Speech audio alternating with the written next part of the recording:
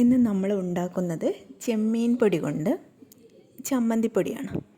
അതിനാവശ്യമുള്ള സാധനങ്ങൾ: തേങ്ങ, കുറച്ച് ചുവന്നുള്ളി, 2 അല്ലി വെളുത്തുള്ളി, കറിവേപ്പില, ഇഞ്ചി. വേണ്ടത് കഴുകി വൃത്തിയാക്കി തലയും വാലും പോക്കി വെച്ചിരിക്കണം ചെമ്മീൻ പൊടി. കുറച്ച് ഉലുവയും ഉഴുന്നും ചേർക്കുന്നത് നല്ലതാണ്, ഞാൻ ചേർക്കാറുണ്ട്. നിങ്ങൾക്ക് വേണമെങ്കിൽ ചേർക്കാം. കുറച്ച് വറ്റൽമുളക് ഒരു 5-8 എണ്ണം എടുത്തോളൂ, എരിവിന് ആവശ്യമനുസരിച്ചിട്ട്.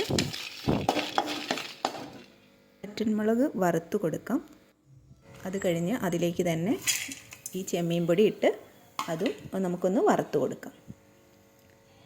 ജസ്റ്റ് ഒന്ന് ഇതെല്ലാം ചെയ്യുമ്പോൾ ശ്രദ്ധിക്കണം, ചെറിയ തീയിൽ മാത്രമേ സിമ്മിലിട്ടിട്ടേ ചെയ്യാൻ പാടുള്ളൂ, ഇല്ലെങ്കിൽ മൊത്തം കരിഞ്ഞു പോകും. ചെമ്മീൻ പൊടിയൊക്കെ വേഗം കരിയുന്നതാണ്.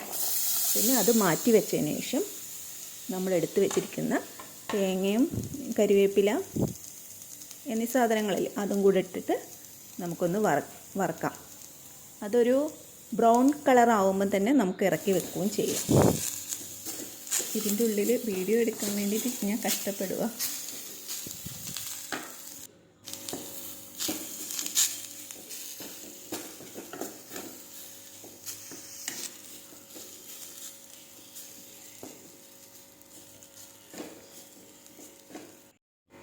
ഇതാ തേങ്ങ പാകമായിട്ടുണ്ട്, നമുക്ക് തീ ഓഫ് ചെയ്യാം.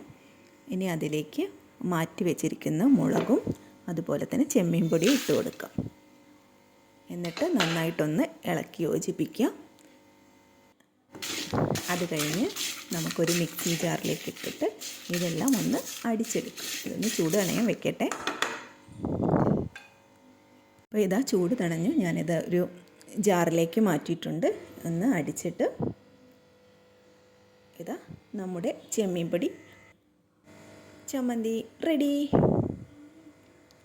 ഇത് നമ്മൾ അടച്ച് ഫ്രിഡ്ജിൽ സൂക്ഷിക്കുകയാണെങ്കിൽ കേടാവാതെ 1-2 ആഴ്ചയൊക്കെ കിട്ടും കേട്ടോ.